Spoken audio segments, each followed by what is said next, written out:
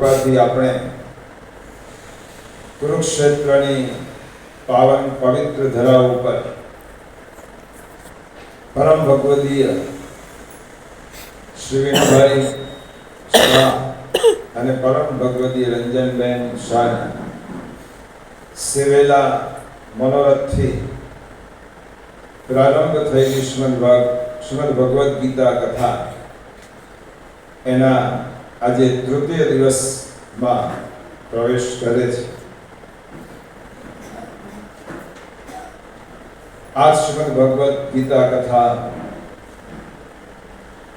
આપ સૌના હૃદયમાં જે શ્રવણ કરી રહ્યા છે તે પૂર્ણ પુરુષોત્તમ પરમાત્માને વંદન કરે. આપણે શ્રી ઠાકોરજી, શ્રી વલ્લભાધીશજી, શ્રી ગુસાઈજી, શ્રી યમુનાજી, ભાગવત ભગવાન, ગીતા માતા અને સદગુરુદેવના ચરણોમાં કોટી કોટી દંડવત કરી આજની કથાનો પ્રારંભ કર્યો. ખૂબ આનંદથી આપણા દિવસો પસાર થઈ રહ્યા છે અને હવે જે દિવસો પસાર થયા છે એ હવે કાઉન્ટડાઉન શરૂ થશે. આવતીકાલે હવે એક દિવસો પૂરા થવા આવશે. કૃષ્ણ નામ કી લૂંટ હૈ, લૂંટ સકે તો લૂંટ. હવે લૂંટ 6-7 દિવસની અને પરમ સૌભાગ્યથી આપણે આવા આનંદના દિવસો પસાર કરી રહ્યા છીએ. આનો જ નામ જીવન. જીવનમાં આનંદ ભરવાનો છે. જીવનની પ્રત્યેક ક્ષણને આનંદથી ભરી દેવાની છે. આનંદ ક્યાંથી આવશે? આનંદનું એક જ સરનામું છે આખા બ્રહ્માંડમાં અને તે એટલે શ્રી કૃષ્ણ. રસો વૈ સહ, રસો વૈ સહ કૃષ્ણ એ આનંદનો જ સ્વરૂપ છે. આનંદ માત્ર કરપાદ મુખોદરા. પ્રભુના આનંદના સ્વરૂપથી બનેલા શ્રી કૃષ્ણમાંથી જ આનંદ મેળવી શકાય અને એ આનંદ આપણે લૂંટી રહ્યા છે. સવારમાં શ્રી મહાપ્રભુજીની 75મી બેઠક પર આપણે ખૂબ સુંદર રીતે નંદ મહોત્સવની ઉજવણી કરી અને ખૂબ આનંદ લીધો. ગઈકાલે દોડ પદમાં પણ આપ સૌએ ખૂબ સુંદર ઠાકોરજીના દોડ પદ રજૂ કરી અને ખૂબ આનંદની અભિવ્યક્તિ કરી. આજનો દિવસ શ્રીમદ ભગવદ્ ગીતામાં પણ ઠાકોરજીના પ્રાગટ્યનો દિવસ. તમને એમ લાગે કે ગીતા ભાગવતમાં તો ઠાકોરજીનું પ્રાગટ્ય સાંભળ્યું છે, પણ ગીતામાં ઠાકોરજીનું પ્રાગટ્ય ક્યાં? જે ભાગવતમાં છે એ જ ગીતામાં છે અને ગીતામાં છે ભાગવતમાં છે. એકમાં તત્વ છે અને બીજામાં તત્વનું પ્રગટીકરણ છે.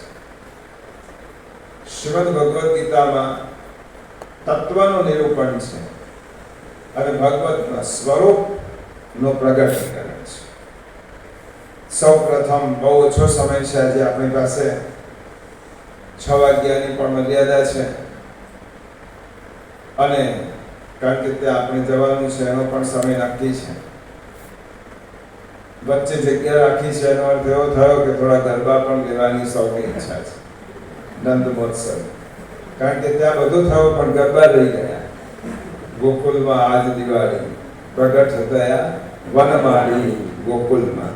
1-2 ગરબા સમયની મર્યાદામાં રહીશું પણ સમય સાચો હોય એટલા માટે જરૂરી છે. એટલે ખૂબ ઝડપથી આપણે ત્રીજો અધ્યાય શ્રીમદ ભગવદ્ ગીતા, એનું નામ છે કર્મયોગ. ત્રીજો અધ્યાય કર્મયોગ અને કર્મયોગમાં અર્જુન બીજા અધ્યાયથી સાંભળ્યા પછી બીજા અધ્યાયમાં ભગવાને પોતાની વાતમાં એવું સાંભળ્યું કે સાંખ્ય એટલે જ્ઞાન. ભગવાને ઉપદેશ શેનો આપ્યો છે? બીજા અધ્યાયમાં સાંખ્ય જ્ઞાનનો ઉપદેશ.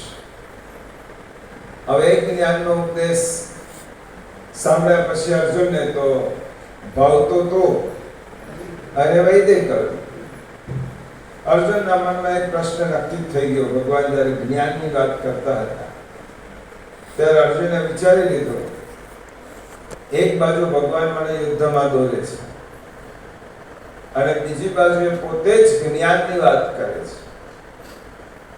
એટલે અર્જુને બીજો અધ્યાય પૂરો થયો એટલે તરત જ અર્જુને પ્રશ્ન પૂછ્યો, પ્રભુ તમે વાત જુદી કરો છો અને મને પ્રેરણા જુદી આપો છો.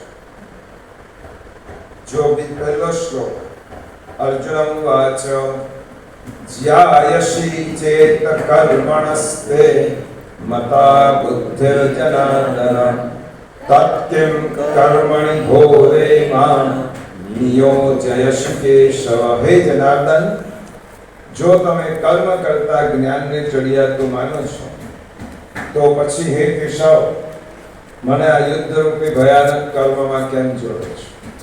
પ્રશ્ન છે અર્જુન, તમે તો આટલું સાંખ્યનો ઉપદેશ આપ્યો મને, તો હું એ જ વાત કરું છું કે આ બધું છોડીને મારે જંગલમાં જવું છે, શાંતિથી ધ્યાન તપ કરવું છે, શા માટે ભયંકર કર્મમાં જોડો છો? એક બાજુ તમે મને ઉપદેશ જુદો આપો છો અને બીજી બાજુ મને કરવાનું જુદું કહો છો. વ્યામિશ્રેણેવ વાક્યેન બુદ્ધિમ મોહયસી વમે તદેકં વદ નિશ્ચિત્ય યેન શ્રેયોહમાપ્નુયામ. તમે ભળતા જેવા વચનોથી મારી બુદ્ધિને ભરમાવી રહ્યા છો.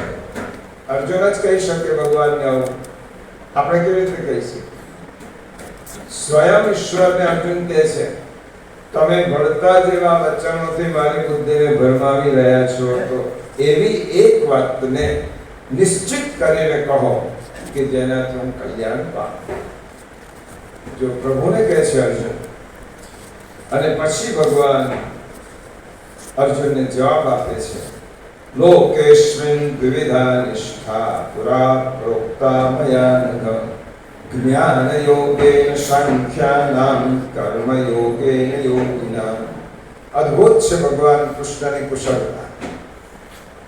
કોઈ સામાન્ય શ્રોતા પણ જો આવો પ્રશ્ન પૂછે ને કોઈ પણ કથાકાર કે તમે મારી બુદ્ધિને ભરમાવી રહ્યા છો, તો કથાકારનો મગજનો પારો ઠેકાણે રહે કરવાનો. આ તો ભગવાન છે. અર્જુન કહે છે તો ભગવાને કહો, હે નિષ્પાપ. જો પ્રભુનું સંબોધન ગીતાનો એક એક શબ્દ લઈએ, હે નિષ્પાપ મયા નઘ અનઘ. અનઘનો અર્થ શું થાય? હે નિષ્પાપ અર્જુન, તને એટલા માટે ગીતા કહું છું કે તારા હૃદયમાં કપટ નથી, પાપ નથી, તું સરળ છે. આ લોકમાં બે પ્રકારની નિષ્ઠા મારા વડે પહેલા કહેવાઈ ચૂકી છે. એમનામાંથી સાંખ્ય યોગની નિષ્ઠા જ્ઞાન યોગ દ્વારા અને યોગ્યોની નિષ્ઠા કર્મ યોગ દ્વારા થાય છે. એટલા માટે ત્રીજા અધ્યાયનું નામ આપ્યું છે. કેટલીક સ્પષ્ટતાઓ ખૂબ જરૂરી છે ગીતા, નહીં તો આપણા મનમાં થોડો ભ્રમ રહે. ભગવાને જ્યારે ગીતા કહી ત્યારે ડાયલોગ છે, સંવાદ છે. આ સંવાદ બે જ વ્યક્તિઓ વચ્ચેનો છે, જીવાત્મા અને પરમાત્મા. અર્જુન જીવાત્મા છે, શ્રી કૃષ્ણ પરમાત્મા છે. રથમાં બેઠેલા છે અને પ્રભુએ અર્જુનને ઉપદેશ શરૂ કર્યો છે. ઉપદેશ શરૂ કર્યો ત્યારે સંવાદમાં કોઈ વિષય થોડા નક્કી હોય. તમે એક વ્યક્તિ બીજી વ્યક્તિ સાથે જ્યારે ડાયલોગ કરે ત્યારે એ વિષયો નક્કી ન હોય. વાતચીતમાં તો કોઈક વાર આ મુદ્દો આવે, કોઈક વાર બીજો મુદ્દો આવે. તો અર્જુનને ભગવાને જ્યારે ગીતા કહી હશે ત્યારે પહેલા એમ કહ્યું હશે કે હું તને કર્મયોગની વાત કરું છું, જ્ઞાન યોગની વાત કરું છું. આવું ન. ગીતા સંવાદ છે અને સંવાદનું સંકલન બરાબર સમજો. સંવાદનું સંકલન એડિટિંગ. સંવાદનું એડિટિંગ કોણે કર્યું છે? મહર્ષિ વેદવ્યાસ. હવે ભોગ માટે થતા કર્મના પાછા બે પ્રકાર છે. તમે તમારા ભોગ માટે બીજાને પીડા આપીને તમારા ભોગ પૂરા કરો ત્યારે તમારો ભોગાર્થ કર્મ એ તમને એનું ફળ આપે છે, દુઃખ. બીજાને પીડા બે રીતે તમે કમાણી કરી શકો. બીજા કોઈને નડ્યા વગર તમે ઇન્દ્રિયોને સુખ આપવા માટેના કર્મ કરી શકો. ભોગાર્થ કર્મમાં આપણે શરીરને ઇન્દ્રિયોને પોષણ આપવા માટે જે પણ કંઈ કર્મ કરીએ તે ભોગાર્થ કર્મ. હવે ભોગ કર્મ માટે હું એવા કર્મ કરું કે જે કર્મથી મારા દુષ્કર્મ થાય, ચોરી કરવી, લૂંટફાટ કરવી, ભ્રષ્ટાચાર કરવો, અનીતિ કરવી, અનાચાર કરવો અને પૈસા ભેગા કરવા, એ પણ ભોગાર્થ કર્મ છે. નીતિથી, પ્રામાણિકતાથી કોઈનું કશું બગાડ્યા વગર આજીવિકાનું સાધન રળવું, એ પણ ભોગાર્થ કર્મ છે. પેલું કર્મ તમને, તમારું જે કર્મ છે એ દુષ્કર્મ થાય છે. તમે જે કોઈનું પણ બગાડ્યા વગર કરો છો તે ભોગાર્થ કર્મ છે. ભોગાર્થ કર્મના ફળ ભોગવવા જ પડે, સુખ રૂપે કે દુઃખ, એ કર્મના ફળ તમને ભોગવવા. બીજું, ભોગાર્થ કર્મ પછી બીજું આવે પુણ્યાર્થ કર્મ. પુણ્ય માટે તમે કોઈને દાન આપો, યજ્ઞ કરો, ભૂખ્યાને અન્ન ખવડાવો, તરસ્યાને જલ આપો. આ શું થાય છે? પુણ્યાર્થ કર્મ. તમે પુણ્ય મેળવવા માટે આ કર્મ કરો છો, એનું પુણ્ય મળે. અને પુણ્યનું ફળ શું મળે? સ્વર્ગ. બરાબર સમજો. પુણ્ય કર્યો એનું ફળ સ્વર્ગની પ્રાપ્તિ થાય, સુખની પ્રાપ્તિ થાય. અને કર્મ માટે તમે કોઈને પીડા આપી, અસત્કર્મ કર્યા તો તેનું ફળ દુઃખ મળે, એને નરક કહેવાય. પુણ્યાર્થ કર્મનું ફળ સ્વર્ગ છે. ત્રીજો કર્મ આવે વિકાસાર્થ કર્મ. તમે વિકાસ માટે કરો, પોતાના યોગ કરો, પ્રાણાયામ કરો, ધ્યાન કરો. આ વિકાસ માટે, તમારી બુદ્ધિના વિકાસ માટે, તમારા મનના વિકાસ માટે તમે જ્યારે કર્મ કરો તે વિકાસ માટે કરેલા કર્મ. અને ચોથું છે ભગવત પ્રીતિ અર્થ કર્મ. ભગવાનની પ્રીતિ માટે કરેલા કર્મ, એને શ્રી મહાપ્રભુજીએ કહ્યું. હવે પાછા મૂળ વાત પર આવીએ પુષ્ટિ માર્ગમાં. ચોથો સિદ્ધાંત કયો શ્રી મહાપ્રભુજીએ જગન્નાથ પુરીના પટાંગણમાં? કર્માપ્યેકમ તસ્ય દેવસ્ય સેવા.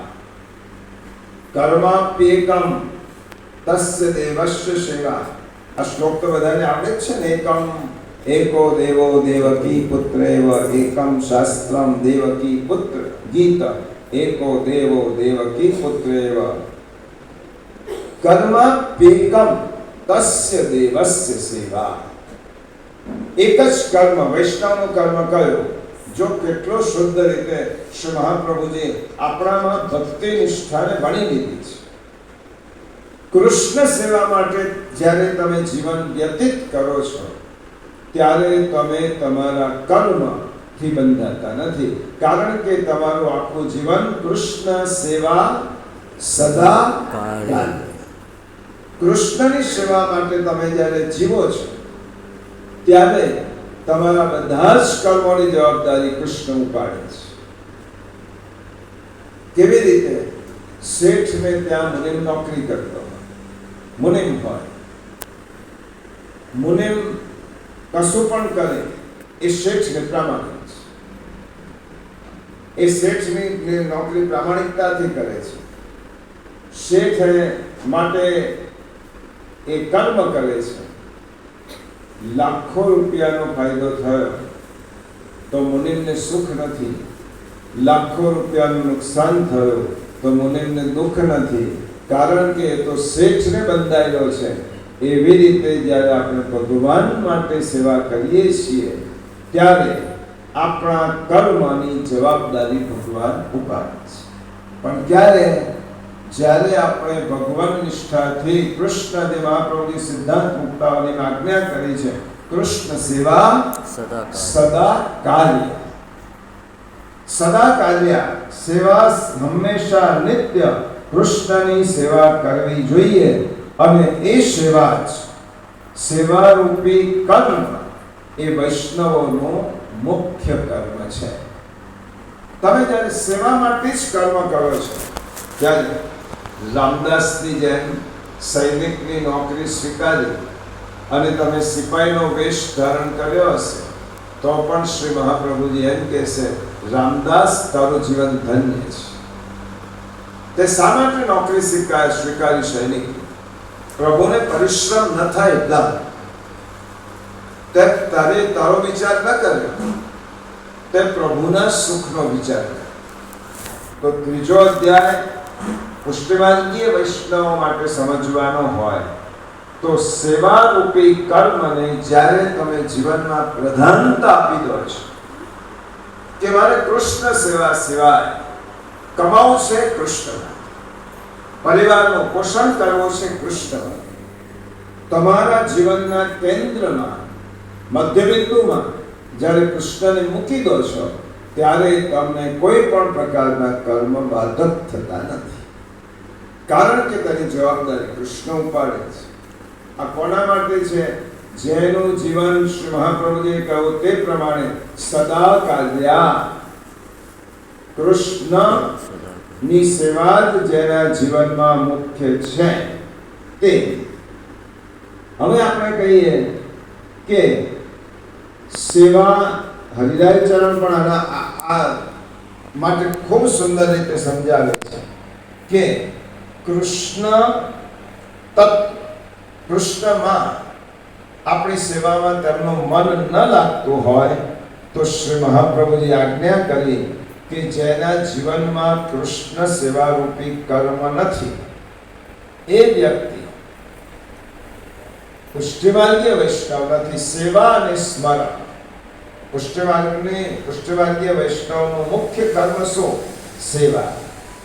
સેવા કર્મ તરીકે સ્વીકારી છે અને સેવા જ જેના જીવનમાં પ્રધાન છે તે વ્યક્તિ એ સેવા કર્મને એટલી નિષ્ઠાથી વળગી રહે છે. પછી તે સેવા માટે કોઈ પણ ખોટું કર્મ કરે છે એમને સેવા માટે આજીવિકા કોઈ પણ કરે છે, ખેતી હોય, વેપાર હોય, કોઈ પણ ગૌપાલન હોય તો તેની સેવા પણ એ કર્મ બની જાય છે. સેવાને કર્મ તરીકે સ્વીકારવી. ત્રીજા અધ્યાયની આ મહત્વની વાત આપણે યાદ રાખીએ. આપણી સેવા કૃષ્ણ સેવાની તમે જ્યારે નિષ્ઠાથી વળગી રહેશો તો એ સેવા જ તમારા જીવનનું મહત્વનું કર્મ બની જશે. પછી તમારે ભોગાર્થ કર્મ કરો છો કંઈક મેળવવા માટે, એ બાધક નહીં બને. પણ ખોટું કરવાનું નહીં, સત્કર્મ. પાછો એ પણ સિદ્ધાંત યાદ રાખો. શ્રી મહાપ્રભુજી આજ્ઞા કરી છે, ઉછીનું લીધેલું, ઉધાર લીધેલું, કોઈની પાસે માગેલું, કોઈની પાસે પીડા આપીને પડાવેલું, અન્યાયથી કમાયેલું ધન, અનિતિથી કમાયેલું ધન પ્રભુ ક્યારે પણ સેવામાં અંગીકાર કરતા નથી.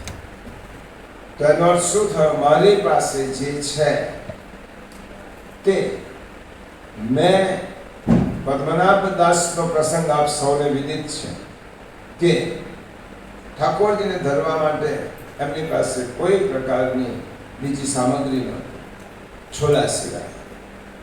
અને ઠાકોરજીની સેવામાં દોનામાં છોલા, એક દરેક દોલામાં છોલા પધરાવી, પ્રભુ આ માનભોગ છે, પ્રભુ આ સફેદી છે, પ્રભુ આ શીરો છે, જે રીતે આ બધો અપારો. એક વૈષ્ણવ જોયું કે પદ્મનાભ દાસ એટલી બધી દ્રવ્યનો સંપત છે કે ઠાકોરજીની સેવા માટે એમની પાસે પૂરતી સામગ્રી પણ નથી. જઈને શ્રી મહાપ્રભુજીને વાત કરી, નિવેદન કે પદ્મનાભ દાસને તો આપે જ આજ્ઞા કરી છે, એ તો પ્રખર કથાકાર હતા, જ્ઞાની હતા અને ઘણી બધી આજીવિકાની એમની પાસે છૂટ હતી. જેવી રીતે તમે તમારા છોકરાના કે છોકરીના મેરેજની આખી બધી જ મૂવી ઉતારી હોય વિડીયો, પછી તમે શું કરો છો? એડિટિંગ કરવાનું કહો છો કે પ્રસંગ પ્રમાણે એનું એડિટિંગ થાય, જે વધારાનું તે કાઢી નાખવાનું અને એના જે પ્રસંગ છે એ પ્રમાણે એને ગોઠવવા. તો આ સંવાદને ગોઠવવાનું કામ કોણે કર્યું છે? વેદવ્યાસ. કારણ કે તો જોતા જ હતા, વેદવ્યાસ છે. તો પહેલો જ્ઞાનયોગ, પહેલે વિષાદયોગ કયા, પછી સાંખ્યયોગ, કર્મયોગ, આ પ્રમાણેનું એડિટિંગ મહર્ષિ વેદવ્યાસે કર્યું છે. નમોસ્તુતે વ્યાસ વિશાલ બુદ્ધિ. એટલા માટે ગીતાના 18 અધ્યાય છે. આ તો ડાયલોગ છે. ડાયલોગ કહેતી વખતે ભગવાનથી એમ ના છે કે અર્જુન હવે હું તને કર્મયોગ કહું છું, હવે હું તને જ્ઞાન યોગ કહું છું, એવું નથી. અર્જુન પૂછતા ગયા, ભગવાન જવાબ આપતા. આખો જે ડાયલોગ છે એનું જે એડિટ કર્યું છે એ વેદવ્યાસ, અને જે કર્મયોગની વાત હતી એ વેદવ્યાસે અહીંયા લખી છે. ભગવાન શું કહે છે? 2 પ્રકારની નિષ્ઠા છે. સાંખ્ય લોકોની જ્ઞાન યોગ દ્વારા અને યોગીઓની કર્મયોગ દ્વારા. શ્રી મહાપ્રભુજી એમ કહે છે આ 3 નિષ્ઠાને આચાર્ય ચરણ કેવી રીતે સમજાવે છે?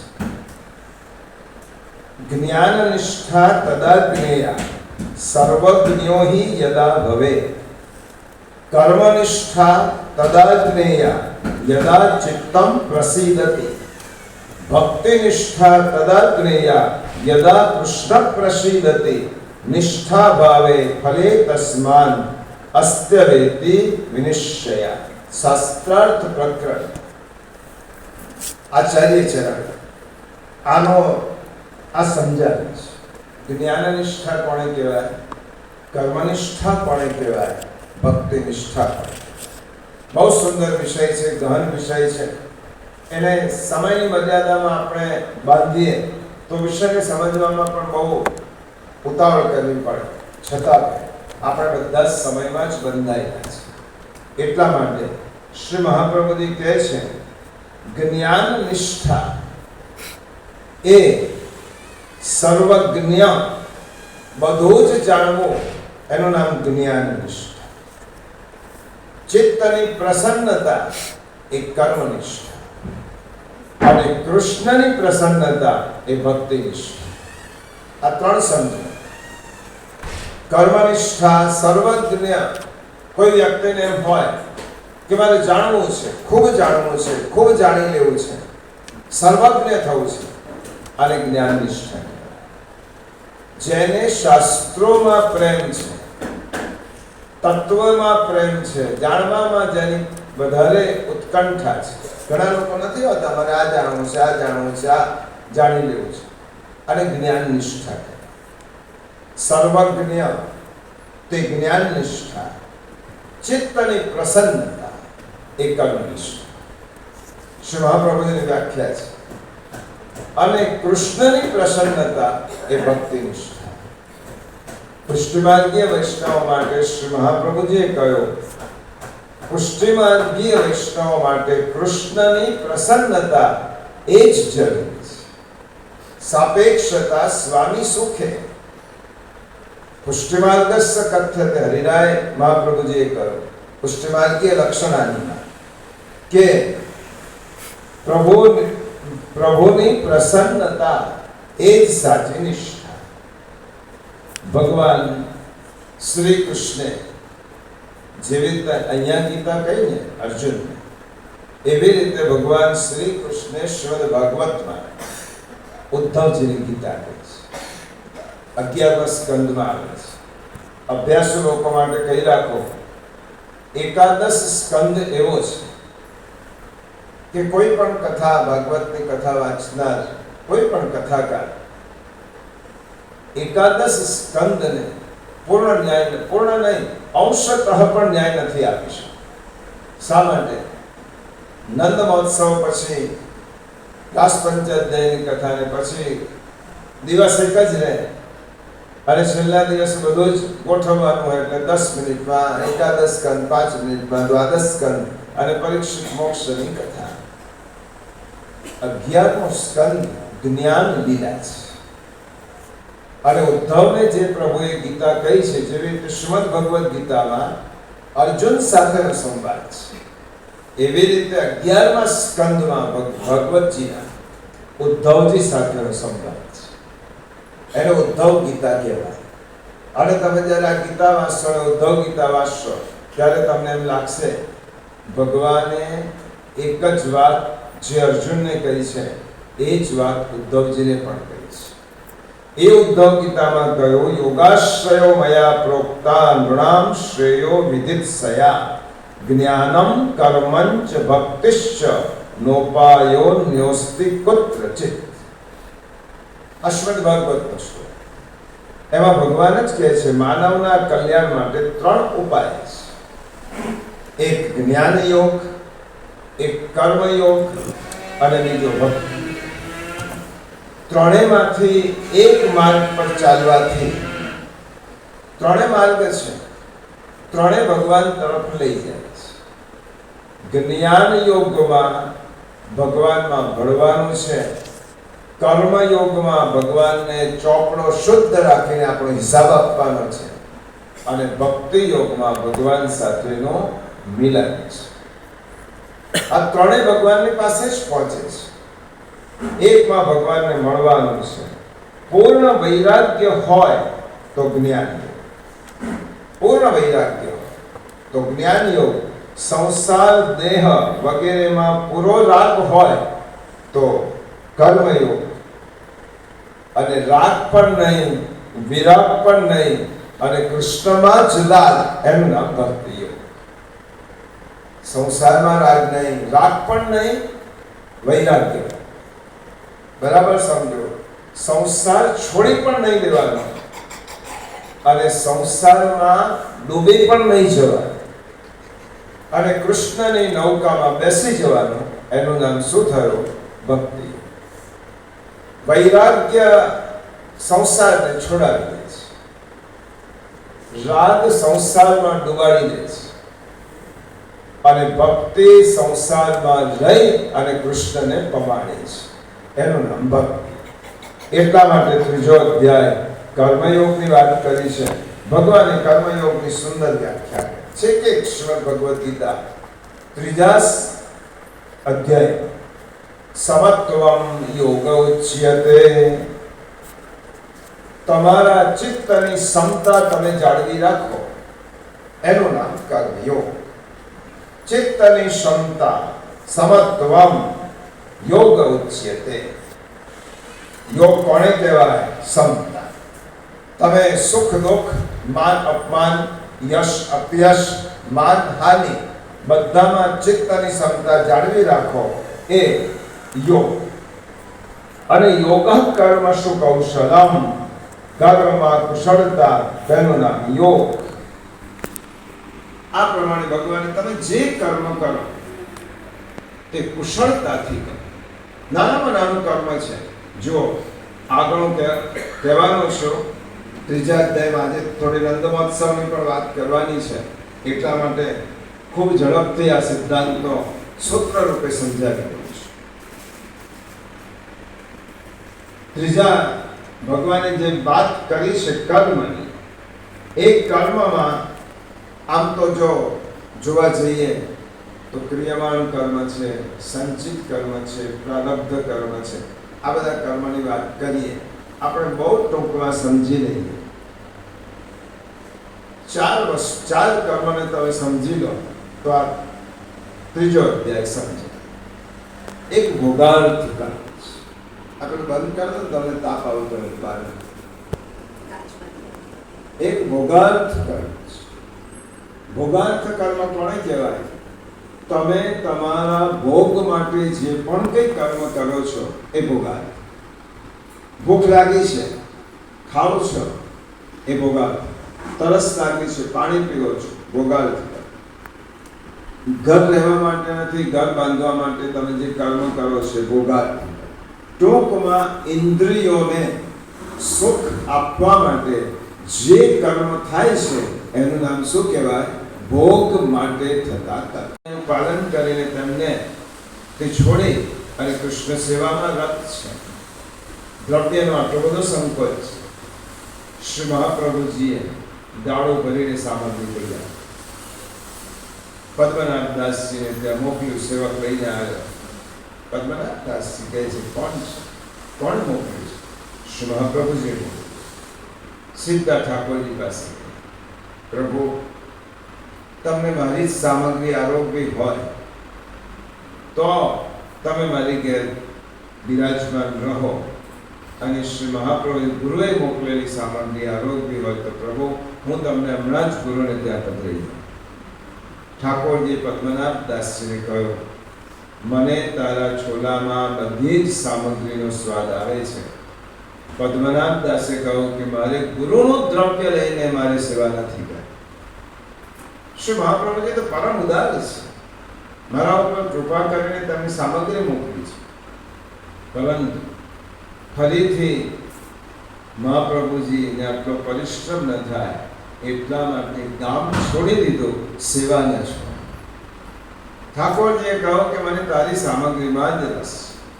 આ સેવા કર્મ જે વૈષ્ણવે જીવનમાં ઉતાર્યું છે તે વૈષ્ણવના જીવનમાં કર્મયોગ તો બહુ ગહન સિદ્ધાંત છે, પણ આપણે આટલો જ વિચારીએ. કૃષ્ણ સેવા એક વખત તમે સ્વીકારી લો, તમારા બધા જ કર્મોની જવાબદારી કૃષ્ણ ભગવાન જવાબદારીનું પોટલું તમારું ઉપાડી લે છે. એકવાર ભક્તિની ગાડીમાં બેસી જાઓ, જીવનની ચિંતા છોડી દો. એક વખત એક માણસ ટ્રેનમાં બેઠો હતો. એની પાસે એટલું મોટું વજનદાર પોટલું હતું કે ટ્રેનમાં ટિકિટ લીધા પછી બેઠો અને પોટલું માથે મૂક્યું. ગાડી ચાલતી એકજણ કહો કે કેમ પોટલું નીચે મૂક, માથા પર શું કામ મૂક્યું છે? ના તો ટ્રેનને ભાર ઓછો લાગે અને મેં પોટલાની ટિકિટ કઈ લીધી નથી, મારી લીધી છે એટલે માથે મૂક્યું છે. જે ભાર તારો ભાર જો ટ્રેન ઉપાડી શકતી હોય તો તારા પોટલાનો ભાર પણ ટ્રેન ઉપાડશે. ભક્તિની ગાડીમાં બેઠા પછી તમારા કર્મના પોટલા ભગવાનને સોંપી દો. તમારું સાચવે છે તો ભગવાન તમારું બધું જ સાચવતા છે. કર્મયોગનો એક સિદ્ધાંત આટલો યાદ રાખીએ અને પછી હવે આજના મુખ્ય વિષય પર આવીએ. ત્રીજો અધ્યાય બહુ મહત્વનો છે, સૂત્રાત્મક છે. ભગવાને ઘણું બધું કહ્યું છે, પણ આજે નંદ ઠાકોરજીના જન્મની ઉજવણી કરવાની છે. હવે તમારા મનમાં પ્રશ્ન થશે કે ઠાકોરજીના જન્મની ઉજવણી ગીતામાં ક્યાં આવે? ચોથો અધ્યાય કાઢો. આજે કેટલાય રહસ્યનું ઉદ્ઘાટન કરવાનું છે, અને એટલા માટે ચોથા અધ્યાયમાં ભગવાને કહ્યું છે, ભગવાન કહે છે, હવે જુઓ, પહેલું આ શ્રીમદ ભગવદ્ ગીતા મેં પહેલી તને કહીશ એવું નથી. પહેલું ભગવાને શું કહ્યું? ઇમં વિવસ્વતે યોગમ પ્રોક્તવાન અહમ અવ્યયં વિવસ્વાન મનવે પ્રાહ મનોરિક્ષ્વા કવે બ્રવીત. આ અવિનાશી યોગ એટલે કર્મયોગ મેં સૂર્યને કહ્યો હતો. સૂર્યે પોતાના પુત્ર વૈવસ્વત મનુને કહ્યો, અને મનુએ પોતાના પુત્ર રાજા ઇક્ષ્વાકુને કહ્યો. અને હવે હું તને કેમ કહું છું? જુઓ, ત્રીજો અધ્યાય ચોથા અધ્યાયનો ત્રીજો શ્લોક, બીજી લીટી. ભક્તોસી મે સખા ચેતિ રહસ્યમ એતદુત્તમમ. તું મારો ભક્ત અને પ્રિય સખા છે, માટે આજે હું તને આ ઘણું ઉત્તમ રહસ્ય, જે ગુપ્ત રાખવા યોગ્ય રહસ્ય છે, તે રહસ્ય આજે હું તને કહું છું. અને પછી ભગવાન કહે છે, પાંચમો શ્લોક, બહુને વ્યતીતાની જન્માની તવ ચાર્જુન તાન્યહમ વેદ સર્વાણી ન ત્વમ વેત્થ પરંતપ. હે પરંતપ, તારા પણ ઘણા જન્મો થઈ ચૂક્યા છે અને મેં પણ જન્મ લીધા છે, પરંતુ તને કોઈ કશું યાદ નથી, હું બધું જ જાણું છું. હવે અર્જુનના મનમાં પ્રશ્ન થયો, પ્રભુ આપ તો આપે જન્મ લીધા છે તો ભગવાન પાસે ચોખવટ કરે છે, જો ઈશ્વરના પ્રાગટ્યના પહેલા 3 કારણ સમજી લો, પછી શ્રી મહાપ્રભુજીના સુબોધિની અને ગીતાનું સામ્ય કહું છું. અજોપી ષण्ण વ્યયાત્મા, ચોથો છઠ્ઠો શ્લોક, ભૂતાનામ ઈશ્વરોપી સન પ્રકૃતિમ સ્વામધિષ્ઠાય સંભવામ્યાત્મમાયયા. હું અજન્મા છું, અવિનાશી સ્વરૂપ હોવા છતાં પણ, પ્રાણીઓનો ઈશ્વર હોવા છતાં પણ પ્રકૃતિને અધીન કરીને પોતાની યોગ માયાથી પ્રગટ થઉં છું. જન્મ પ્રકરણ યાદ કરો ભગવત. યોગ માયાથી પ્રગટ થઉં છું. જ્યારે શ્રી કૃષ્ણ પ્રભુ પ્રગટ થવાના હતા વસુદેવજીને ત્યાં દેવકીની કુખે, ત્યારે ઠાકોરજીએ યોગ માયાને શું આજ્ઞા કરી હતી? હે યોગ માયા, તમારે જઈને 2 કામ કરવાના છે. પહેલું કામ, 6 પુત્રો તો કંસે દેવકીના 6 પુત્રોને મારી નાખ્યા છે. 7મા પુત્ર તરીકે બલભદ્રજી, મારું ધામ શેષ નારાયણ મારું ધામ છે, એ બલભદ્રજી તરીકે દેવકીજીમાં 7મો ગર્ભ તરીકે આવશે. પરંતુ એ ગર્ભને તમારે જન્મતા પહેલા એનું કર્ષણ કરવાનું છે. એ કર્ષણ કરીને એ ગર્ભનું પ્રત્યારોપણ ક્યાં કરવાનું છે? વસુદેવજીની એક પત્ની રોહિણી ગોકુળમાં નંદ બાબાને ત્યાં છે, એના ગર્ભમાં એ ગર્ભની પ્રસ્થાપના કરો. જો ભાગવતનું વિજ્ઞાન અને શ્રીમદ ભગવદ ગીતા, એટલે તમારે પહેલું કામ કરવાનું છે. દાઉજીનું એક નામ શું છે? સંકર્ષણ. સંકર્ષણનો અર્થ શું થયો? ખેંચીને, જે ગર્ભને ખેંચીને બીજી સ્ત્રીના, બીજી માતાના ગર્ભમાં સ્થાપવામાં આવે. પરીક્ષિત રાજા જન્મ પ્રકરણમાં 10મા સ્કંદના પહેલા અધ્યાયમાં સુખદેવજીને આ જ પૂછે છે, એક પુત્ર 2 માતાનું સંતાન કેવી રીતે હોઈ શકે? એક જ સંતતિ, એક જ પુત્ર ને 2 માતા કેવી રીતે હોઈ શકે? 2 માતા કોણે? સંકર્ષણ. પહેલી માતા દેવકીજી કે ગર્ભ ત્યાં રહ્યો હતો અને ગર્ભનું કર્ષણ કરી અને રોહિણીજીમાં સ્થાપ્યો છે. આ યોગ માયાને પહેલું કામ સોંપ્યું. બીજું કામ શું સોંપ્યું? તમારે યશોદા મૈયાને ત્યાં પુત્રી તરીકે જન્મ લેવાનો છે. અહીંયા ગીતામાં ભગવાને શું કહ્યું? પ્રકૃતિમ સ્વામધિષ્ઠાય સંભવામ્યાત્મમાયયા. હું ઈશ્વર હોવા છતાં પોતાની પ્રકૃતિને આધીન કરી પોતાની યોગ માયાથી પ્રગટ થઉં છું. એટલા માટે યોગ માયાથી, યોગ માયા ઠાકોરજીના મૂળ સ્વરૂપને ઢાંકી રાખે છે.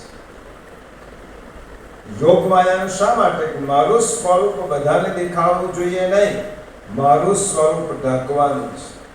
આવરણ કરે તેનું નામ યોગ માયા. યોગ માયાના ઘણા શ્રી મહાપ્રભુજીએ કર્યા છે. ભગવાન સાથે જોડે તેનું નામ પણ યોગ માયા. ભગવાનને બીજાથી છુપાવી રાખે તેનું નામ પણ યોગ માયા. 3 યોગ માયા છે અને ભગવાનની શક્તિ છે. એટલા માટે યોગ માયામ, રાસ પંચાધ્યાયમાં પહેલું શું આવ્યું? યોગ માયામ ઉપાશ્રિત. હવે યોગ માયાથી પ્રગટ થવું છે ભગવાન જન્મનું કારણ. હવે શું કહ્યું? હવે ભગવાન પોતાનું કારણ કહેશે જન્મ. યદા યદા હિ ધર્મસ્ય ગ્લાનિર્ભવતિ ભારત અભ્યુત્થાનમ ધર્મસ્ય તદાત્માનમ સૃજામ્યહમ. તમે શ્રીમદ ભાગવતની કથા સાંભળી છે, જન્મ પ્રકરણ સાંભળ્યું છે. પ્રકરણ જુઓ અને શ્રીમદ ભગવદ ગીતાનો આ ચોથો અધ્યાય છે. ભગવાને પોતાના અવતારનું પહેલું કારણ કહ્યું, જ્યારે ધર્મની હાનિ અને અધર્મની વૃદ્ધિ થાય છે, ત્યારે હું પોતાના રૂપને સર્જું છું, એટલે તે સાકાર રૂપે લોકોમાં પ્રગટ થવાનું છે. હું તો નિર્ગુણ છું, સર્વમાં સમાવિષ્ટ છું. સમગ્ર બ્રહ્માંડ એ મારું સ્થૂળ શરીર છે. હું આકાશથી સમગ્ર બ્રહ્માંડને મારા એક રૂવાટામાં પણ ધારણ કર્યા પછી પણ તત્ર તિષ્ઠતિ દશાંગુલમ, તો પણ તેનાથી હું જુદો છું. ભગવાન એમ કહે છે, બ્રહ્માંડ આખું મારામાં છે, છતાં હું બ્રહ્માંડમાં નથી. જો સમજો, આ બહુ જ સૂક્ષ્મ વિષય છે અને કલાકો જાય એવો વિષય છે. હું બ્રહ્માંડમાં છું, છતાં પણ મારામાં બ્રહ્માંડ નથી. બહુ તમે અભ્યાસુ લોકો બેઠા છો, એટલા માટે આ તત્વની ચર્ચા કરું છું. મોટું વર્તુળમાં નાનું વર્તુળ હોય, એક બહુ મોટું વર્તુળ છે, એની અંદર એક નાનું વર્તુળ છે. નાનું વર્તુળ મોટા વર્તુળમાં છે, પણ મોટું વર્તુળ નાના વર્તુળમાં છે એમ કહી શકાય? કારણ કે તો નાનામાં મોટામાં નાનું આવી જાય, પણ નાનામાં મોટું ના આવે, કારણ કે તે બ્રહ્માંડને રાખીને પણ ભગવાન તો પાછા જુદા જ છે. એટલા માટે બ્રહ્માંડ એ નાનું વર્તુળ છે અને ભગવાન એ તેનાથી પણ વ્યાપક છે. એટલા માટે પ્રભુ શું કહે છે? સાકાર રૂપે, સાકાર રૂપે હું મારી ઈચ્છાથી રૂપ ધારણ કરું છું. હું સર્જો છું. પહેલું, ધર્મની હાનિ થાય અને અધર્મની વૃદ્ધિ થાય. જો પાછો જન્મ પ્રકરણ યાદ કરો, ગાયના સ્વરૂપમાં પૃથ્વી માતા ગાયનું સ્વરૂપ લઈને બ્રહ્માજી પાસે આવે છે. બ્રહ્માજીને કહે છે કે મારા ઉપર અધર્મ બહુ વધી ગયો છે, પાપાચાર, અનાચાર, દુરાચાર એટલો બધો વધી ગયો છે કે હવે હું આ પાપીઓનો ભાર ઝીલી શકતી નથી. આ મારી જે વ્યથા છે એનો ઉકેલ લાવો. પૃથ્વી માતા ગાયનું સ્વરૂપ લઈ. હું બે વાત કરું છું, તમે તમારે સમજવાનું છે. સમય ઓછો છે એટલા માટે શ્રીમદ ભાગવતનો 10મો સ્કંદ જન્મ પ્રકરણ પહેલો અધ્યાય અને શ્રીમદ ભગવદ ગીતાનો ચોથો અધ્યાય, આ બંનેનું સામ્ય તમારે મનમાં વિચારવાનું. સાંભળેલી છે શ્રીમદ ભાગવત કથા એટલા માટે. અને તે વખતે ગૌનું સ્વરૂપ લઈને પૃથ્વી માતા આવે છે બ્રહ્માજી પાસે, અને બ્રહ્માજી પૃથ્વી માતાને આશ્વાસન આપતા શું કહે છે? તમારો રોગ એવો છે, એની દવા મારી પાસે નથી. હવે આપણે આ જગતના નિયંતા નારાયણ પાસે જવું પડશે. અને પછી બ્રહ્માજી, મહાદેવ, પૃથ્વી માતા વગેરે, દેવર્ષિ નારદ વગેરે બધા ક્યાં આવે છે? ક્ષીર સાગરના કિનારે. ત્રીજો અધ્યાય ભાગવતનો 10મો સ્કંદ, પહેલો અધ્યાય ક્ષીર સાગરના કિનારે આવે છે અને નારાયણની સ્તુતિ કરે છે. ક્ષીર સાગરમાં પડેલા આદિ નારાયણની સ્તુતિ કરે છે પ્રભુ. ત્યારે પ્રભુ શું આદેશ કરે છે? હે બ્રહ્મા, પુરુષ સુક્તેન, બ્રહ્માજી પુરુષ સુક્તથી સ્તુતિ કરે છે. અને તે વખતે ભગવાન આકાશવાણી દ્વારા બ્રહ્માજીને શું કહે છે? હે બ્રહ્મા, પૃથ્વીનું દુઃખ મને ખબર છે. ટૂંક સમયમાં વસુદેવ ગૃહે સાક્ષાત, ટૂંક સમયમાં હું વસુદેવજીના ઘરમાં પ્રગટ થવાનો છું. આ ભગવાન. અને ભગવાન શું કહે છે? ધર્મ અને અધર્મની વૃદ્ધિ થાય છે, ત્યારે હું પોતાના રૂપને સર્જું છું. આ ભગવાનના પ્રાગટ્યનું પહેલું કારણ. બીજું કારણ ભગવાને શું કહ્યું? સ્વયં ગીતા પહેલા દિવસની ભૂમિકા સમજી હશે તો આ બધું સમજ્યા છે. ભગવાન માટે કહેલું એનું નામ ભાગવત અને ભગવાને કહેલું એનું નામ ગીતા. એટલા માટે એક સેશન આખો મેં પ્રથમ દિવસની ભૂમિકામાં કર્યું. શ્રીમદ ભાગવત ભગવાન માટે કહેલું છે અને ભગવદ ગીતા ભગવાને પોતે કહેલી છે. હવે શું કહે છે ભગવાન? પરિત્રાણાય સાધુનામ. બીજું કારણ પરિત્રાણાય, ચોથા અધ્યાયનો 8મો શ્લોક જુઓ. પરિત્રાણાય સાધુનામ, સજ્જનોના રક્ષણ માટે શ્રીમદ ગોકુલમાં જે મારા દૈવી ભક્તો છે તેમના ઉદ્ધાર માટે, તેમનું રક્ષણ કરવા માટે. આ બીજું કારણ ગોકુલ લીલા. પરિત્રાણાય સાધુનામ, ભગવાન આવવાનું કારણ પહેલું ધર્મના ઉત્થાપન, ધર્મના ઉદ્ધાર માટે, સત ધર્મની સ્થાપના માટે. બીજું કારણ પરિત્રાણાય સાધુનામ, સાધુ પુરુષોનો ઉદ્ધાર કરવા માટે. એનો અર્થ એમ થયો કે મારા વ્રજવાસીઓ, દૈવી જીવો જે મારી પ્રતીક્ષા કરે છે તેમને પ્રેમની દાણી કરવા માટે, એમનું રક્ષણ કરવા માટે, એમના ભાવનું રક્ષણ કરવા માટે, એમના પ્રેમનું રક્ષણ કરવા માટે હું જન્મ ધારણ કરું છું. અને ત્રીજું કયું? વિનાશાય ચ દુષ્કૃતામ, દુષ્ટ જનોના નાશ કરવા માટે, પાપ કરનારાઓનો વિનાશ કરવા માટે. કંસ છે, જરાસંધ છે, શિશુપાલ છે, અગાસુર, બકાસુર વગેરે, એમનો નાશ કરવા માટે અને ધર્મની સ્થાપના કરવા માટે હું જન્મ ધારણ કરું છું. જો ભાગવતના ત્રણેય કરણ આવી ગયા, ગોકુલ લીલા આવી ગઈ, વ્રજમાં પ્રભુએ પરિત્રાણાય સાધુના, વિનાશાય ચ દુષ્કૃતા. બીજું શું કહ્યું? મથુરા લીલા, દ્વારિકા લીલા, અસુરોના સંહાર માટે. અને ત્રીજું કારણ ધર્મની સંસ્થાપના માટે. સાચા ધર્મને લોકો સમજ્યા નથી, એટલા માટે હું જન્મ ધારણ કરું છું. કુરુક્ષેત્રના કૃષ્ણ, પહેલા કૃષ્ણ પરિત્રાણાય સાધુનામ, વ્રજના રજાધિપતિ, જેને શ્રી મહાપ્રભુજી એમ કહે છે લોક વેદાતીત પુરુષોત્તમ. કારણ કે વ્રજ તો ભગવાનનું ઘર છે અને ઘરમાં આવવાનું હોય ત્યારે કોઈ પણ પ્રકારના આવરણ વગર આવવાનું હોય. ઘરમાં આપણે આવરણ શોભે, બહાર નીકળીએ ત્યારે પેન્ટ, શર્ટ, કોટ, શૂટ, બૂટ, ટાઈ બાંધીને નીકળીએ અને ઘરમાં બરમણો પહેરીને ફરતા હોય. ઘરમાં કશું આવરણ હોય? ઘરમાં હું જેવો છું તેવો દેખાવ. ઘરમાં કોઈ આવરણ નહીં, ઘરમાં કોઈ આડંબર નહીં, ઘરમાં કોઈ પ્રકારની શિસ્ત નહીં. ઘર છે, વ્રજ મારું ઘર છે.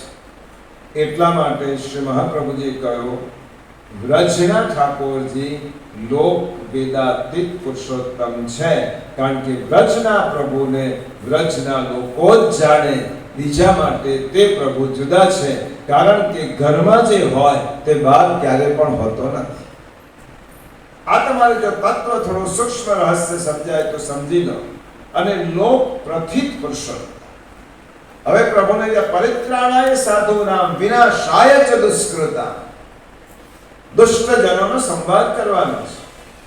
એટલા માટે હવે જે ઘરમાં છે તે ભગવાને થોડોક પાછો આવરણ, હજી સરલી ભાષામાં કહું, વ્રજના કૃષ્ણ એ ઘરના કૃષ્ણ છે અને દ્વારિકાના કૃષ્ણ એ ઓફિસના કૃષ્ણ છે. ઓફિસમાં ઘરના કપડા પહેરીને જણાય, પોતાની ઓફિસના કૃષ્ણ છે. વ્રજના કૃષ્ણની કોઈ મર્યાદા રાખવાની જરૂર નથી, કારણ કે નિજ જનોના છે અને પેલા કૃષ્ણ પાસે પ્રોટોકોલ નડે, એપોઇન્ટમેન્ટ લેવી પડે.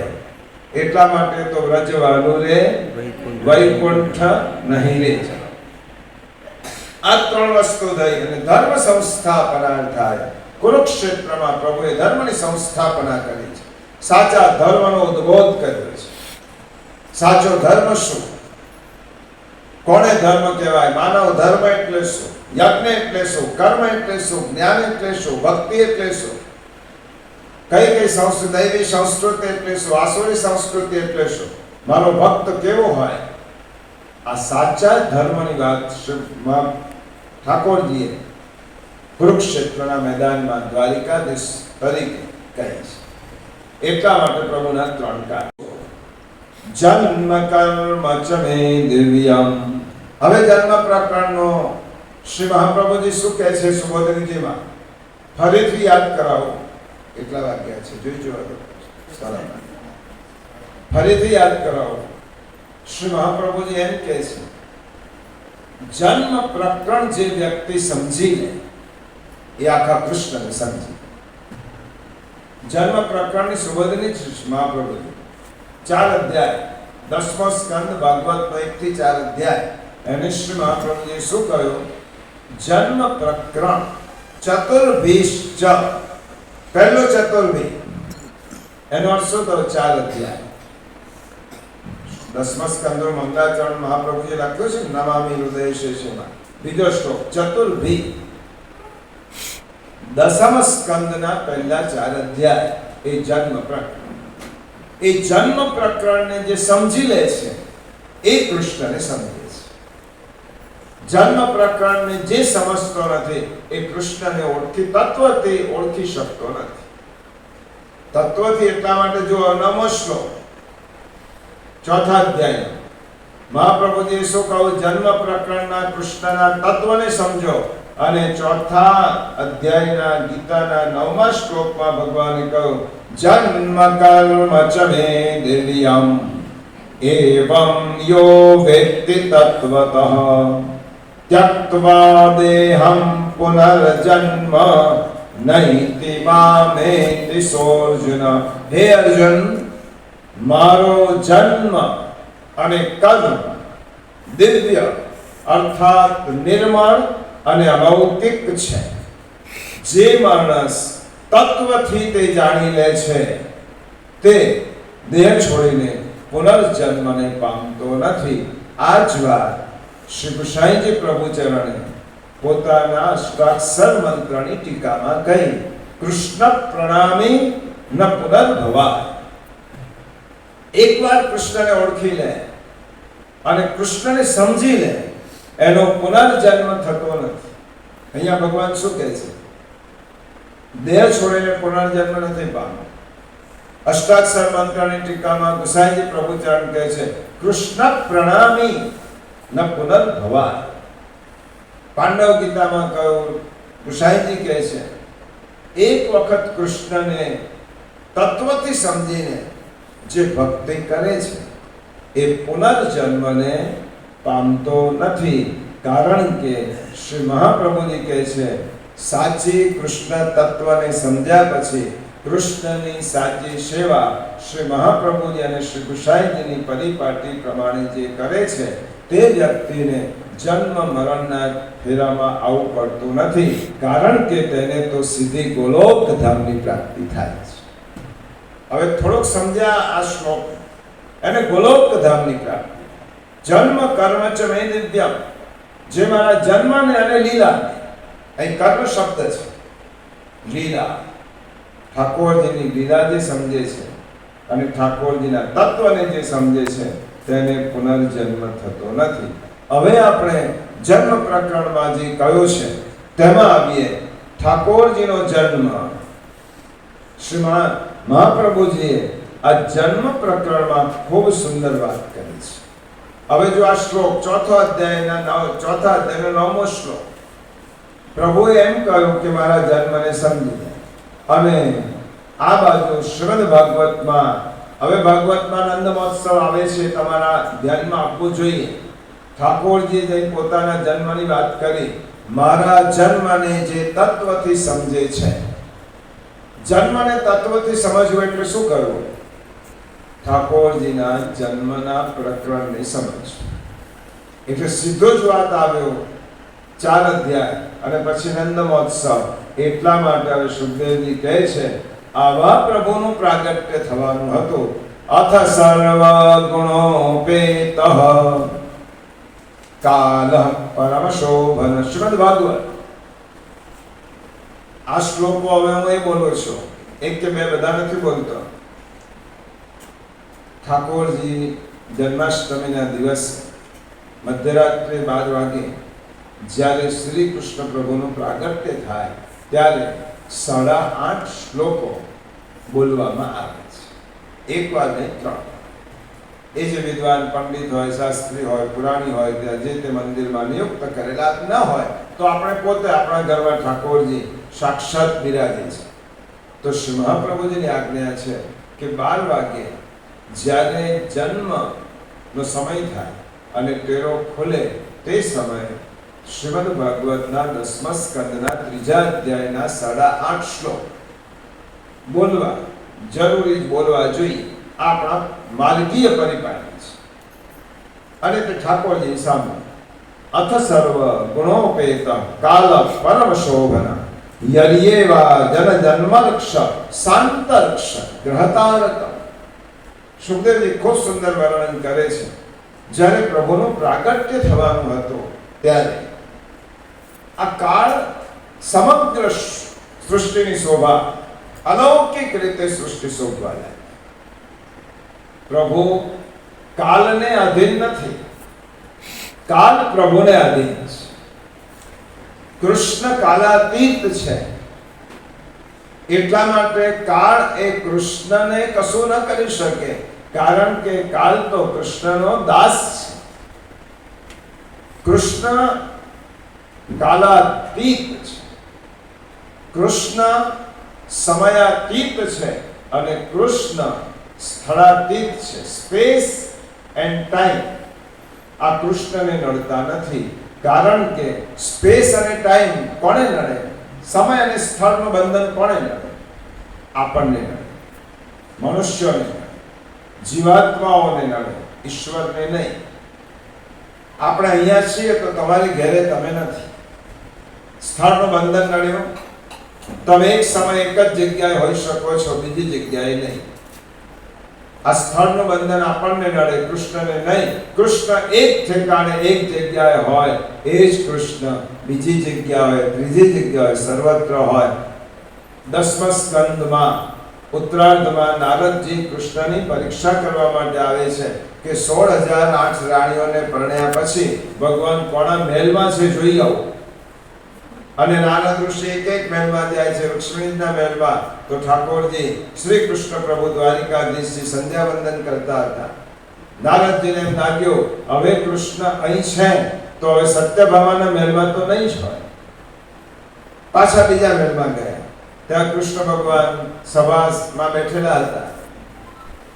નારદજીને એમ લાગ્યું કે વચ્ચે એક દરવાજો હશે, કદાચ મહેલની વચ્ચે ભગવાન આવી ગયા હશે. ત્રીજામાં પ્રવેશ કર્યો, લક્ષ્મણના મહેલમાં. ત્યાં ભગવાન દાન આપતા હતા. ચોથામાં પ્રવેશ કર્યો, ત્યાં ભગવાન મંત્રણા કરતા હતા.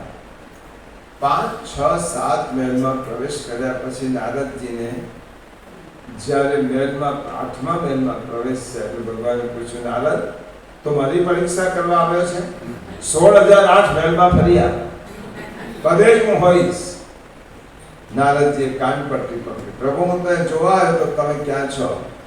સર્વત્ર છે એનું નામ ઈશ્વર. ભગવાનને સ્થળનું બંધન નથી, ભગવાનને કાળનું બંધન. સમયનું બંધન આપણને હોય, પ્રભુને ન હોય. પ્રભુ તો દિને દિને નવમ નવમ નિત્ય નૂતન નિત્ય નવીન લીલા ઠાકોરજી કરે છે. એટલા માટે કાળ પ્રભુને અધીન છે. તો ઠાકોરજીના પ્રાગટ્ય વખતે કાળ સુશોભિત થાય. જો પંચાંગ પ્રમાણે બધું જ અશુભ છે. તમે જ્યોતિષીને પૂછો તો બધું અશુભ છે. દક્ષિણાયન, ઉત્તરાયણ શ્રેષ્ઠ, દક્ષિણાયન તો અશુભ કહેવાય. મધ્યરાત્રિનો સમય યોગ્ય નથી, કૃષ્ણ પક્ષ યોગ્ય નથી. કૃષ્ણ પક્ષ, મધ્યરાત્રિ, દક્ષિણાયન આ બધું અશુભ છે. પણ ઠાકોરજીના પ્રાગટ્ય વખતે કાળ એવો બધો પરિવર્તિત થયો કે બધું જ શુભ થઈ ગયું. અમારા કૃષ્ણ જ્યાં ઊભા રહે ત્યાંથી લાઈન શરૂ થાય. કૃષ્ણ ભગવાને લાઈનમાં ઊભા રહેવું ના પડે, કૃષ્ણ ઉભેલા હોય ત્યાંથી લાઈન શરૂ થાય. આ કૃષ્ણની એટલા માટે કૃષ્ણ પરબ્રહ્મ પરમાત્મા છે. 8.5 શ્લોક કયા છે જન્મ પ્રકરણ. સાધારણ શ્લોક એટલા માટે કયા, ભૂમિ રાકો નલો વાયો ખમ મનો બુદ્ધિરેવ ચ અહંકારમ ઇતિ યમને ભિન્ના પ્રકૃતિ અષ્ટધા. આપણ સ્તનપાન, યોગ માયાએ કરેલું સ્તનપાન ઠાકોરજી કોઈ દિવસ કરતા હશે? ધરામૃત ઠાકોરજીને અર્ધ ભુક્ત સામગ્રી પણ ના ધરાય, તો ઠાકોરજી કોઈનું જૂઠું અધરામૃત કેવી રીતે? તો યશોદા મૈયાને ત્યાં સ્તનપાન પહેલું પ્રભુએ કર્યું છે, કારણ કે પ્રભુ કોઈનું જૂઠું આરોપતા નથી. એટલા માટે માયા સહજાતા આ બાજુ આવી ગયા, આવરણ થયું યશોદાજી. ખબર ના પડી કે દીકરી કે દીકરો, આ બાજુ વસુદેવજી લઈને આવ્યા. બંને કૃષ્ણ જ છે. હવે વસુદેવજી લઈને પધાર્યા છે. આખું વ્રજ ઊંઘે છે, માયાનું આવરણ છે ને. ઠાકોરજી પ્રગટ થયા એટલે જેલના બંધનો તૂટી ગયા, બેડીઓ તૂટી ગઈ, બધું છૂટું થઈ ગયું.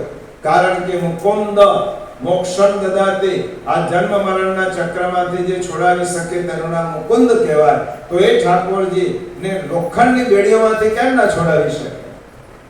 એ વખતે પ્રભુ પ્રગટ થયા, બધું જ છૂટી ગયું. બેડીઓ તૂટી ગઈ ને દરવાજા ખુલી ગયા અને વસુદેવજી આવ્યા નંદ બાબાને ત્યાં.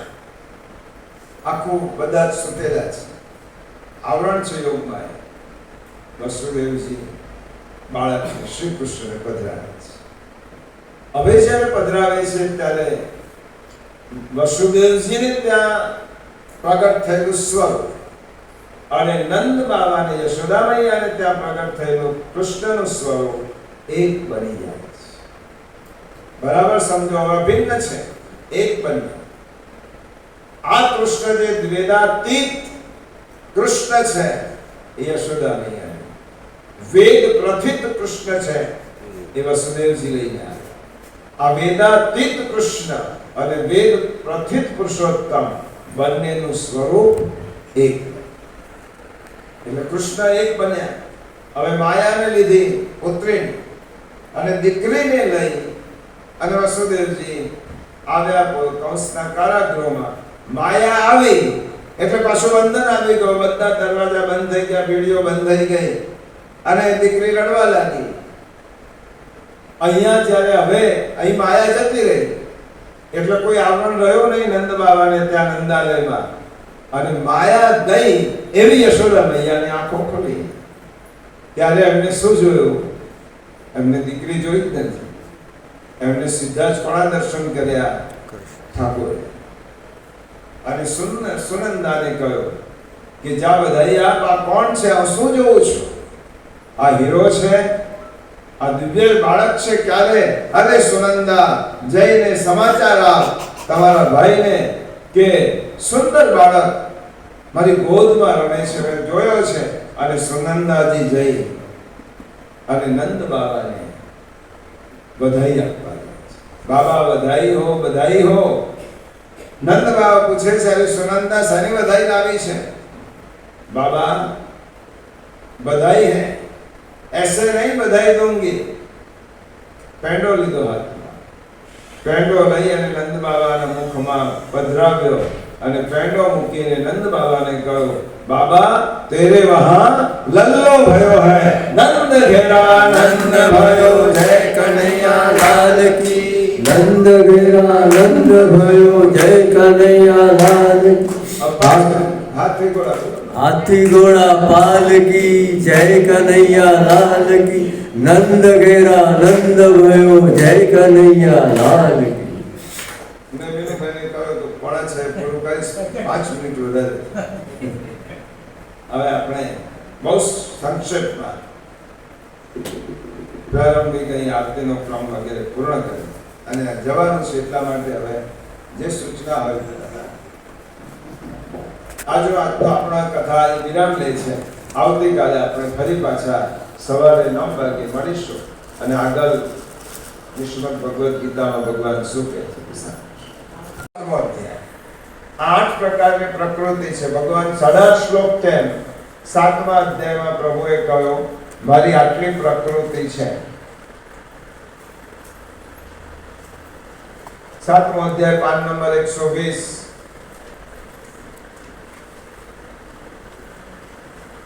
120 પાન પર ચોથો શ્લોક ભૂમિરાપો નલો વાયુ ખમ મનો બુદ્ધિરેવ ચ અહંકાર ઇતિ યમ મે ભિન્ના પ્રકૃતિરષ્ટધા.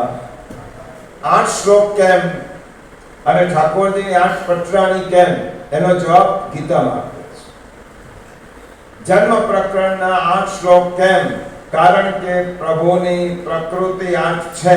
પૃથ્વી, જલ, અગ્નિ, વાયુ, આકાશ, મન, બુદ્ધિ અને અહંકાર, આ 8 પ્રકારે વિભાગ પામેલી મારી પ્રકૃતિ છે. તો ભગવાનની અષ્ટપટરાણીઓ કેમ? અષ્ટપટરાણીઓ તો નામ છે. સત્યભામા છે, રુક્ષ્મણી છે, લક્ષ્મણા છે, મિત્રવિંદા છે. એ 8 પ્રકૃતિ છે. અને પ્રકૃતિ એ પુરુષને ભરે છે. આદ્ય પુરુષ શ્રી કૃષ્ણ છે અને પ્રકૃતિ હંમેશા પુરુષને ભરેલી હોય છે. 8 પ્રકૃતિ છે. એટલા માટે 8.5 શ્લોક કેમ? જે અડધો શ્લોક છે માત્ર, એ બ્રહ્મ છે.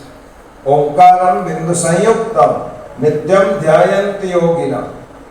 બિંદુ ઠાકોરજી એ અર્ધ માત્રા, એ બ્રહ્મ છે. હવે જ્યારે પ્રભુ પ્રગટ થાય છે ત્યારે કંસના કારાગૃહમાં પ્રભુ ચતુર્ભુજ ધારણ કરી અને દેવકી અને વસુદેવજીને દર્શન આપે છે. આપણો ઉત્સવ ઉજવી દીધો છે. આજે જુદું કર્યું. પહેલા આનંદ ઉજવી દીધો, હવે એનો સિદ્ધાંત સમજ. ને દર વખતે કથામાં આવ્યું હોય કે સિદ્ધાંત સમજીને ઉત્સવ ઉજવવાનો હોય, પરંતુ આ તો તીર્થભૂમિ છે. ઠાકોરજીની બેઠક જે બિરાજે છે, એટલા માટે આપણે ઉત્સવ ઉજવ્યો. હવે એ આનંદને સમજવાનો છે, એનો સિદ્ધાંત સમજવાનો છે. હવે પ્રભુ પ્રગટ થાય છે, કંસના કારાગૃહમાં ચતુર્ભુજ સ્વરૂપે દર્શન આપે છે. વસુદેવજી સ્તુતિ કરે છે, દેવકીજી સ્તુતિ કરે છે. 10 શ્લોકમાં વસુદેવજી, 8 શ્લોકમાં દેવકીજી, 18 શ્લોકમાં સ્તુતિ થઈ છે. કારણ કે 9 પૂર્ણાંક છે. આ પૂર્ણ પુરુષોત્તમ પ્રભુ પધાર્યા છે. સ્તુતિ કર્યા પછી પ્રભુ હવે આશ્વાસન આપે છે. ચતુર્ભુજ નારાયણ છે અને પોતાના માતા પિતા સાથે પ્રભુ વાર્તાલાપ કરે છે. હે માતા પિતા, હે દેવકી, હે વસુદેવ, તમે પૂર્વ કાળમાં ખૂબ કઠિન તપસ્યા, વૃષ્ણિ અને સુતપા નામના તમે પતિ પત્ની હતા. તમે હજારો વર્ષની તપશ્ચર્યા કર્યા પછી હું પ્રસન્ન થયો અને તમે મારી પાસે વરદાન માંગ્યું, પ્રભુ તમારા જેવો પુત્ર આપો. હવે જુઓ, મારા જેવો તો બીજો કોઈ જ નથી. ભગવાનના જેવો બીજો કોઈ હોય તો ભગવાનનું મહત્વ શું? ભગવાન એકમ એવમ અદ્વિતીયમ છે. મારા જેવો તો બીજો ક્યાંથી લાવું? એટલા માટે મારે 3 જન્મથી હું તમારે ત્યાં કૃષ્ણગર્ભ, વામન અને અત્યારે હું કૃષ્ણ રૂપે પ્રગટ થયો છું. બહુ ભગવાને વાર્તાલાપ કર્યો છે. અને આ બાજુ દેવકીજીના હૃદયમાંથી વાત્સલ્યનું ઝરણું ફૂટ્યું છે. દેવકી માતા વિનંતી કરે છે, પ્રભુ ચતુર્ભુજ નારાયણ સ્વરૂપે હું પુત્રનો આનંદ કેવી રીતે લઈ શકું? તમે તો મારા ખોળામાં રમો તો મને આનંદ આવે. અને તે વખતે સુખદેવજી પરીક્ષિત રાજાને કહે છે, રાજન જુઓ તો ખરા, અનંત કોટી બ્રહ્માંડનો અધિપતિ માતાની વિનંતીથી દેવકીજીની સામે ચતુર્ભુજ ભગવાન દ્વિભુજ બની ગયા. ગોદીમાં ખેલતો, કિલકિલાટ કરતો, મધુરો મીઠો લાગતો બાલકૃષ્ણ બની ગયો. વાકડિયા ઘૂઘરાલા વાળ છે, મેઘશ્યામ મુખારવિંદ છે. હસે છે ત્યારે ગાલમાં ખંજન પડે છે.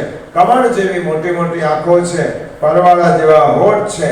અને દેવકી માતાની સામે પ્રભુ ટગર ટગર જોયા કરે છે. દેવકી માતા ભાન ભૂલી ગયા છે. આવું શું જોઉં છું? આટલો દિવ્ય તેજસ્વી બાળક હૃદયમાંથી વાત્સલ્યનો ધારાઓ કરે છે અને દેવકી માતા લાલનને ગોદમાં રાખીને રમાડે છે. આ જન્મ પ્રકરણનો પહેલો 3જા અધ્યાયની વાત. આપણે જવાનું છે ઠાકોરજીના તત્વને સમજવાનું.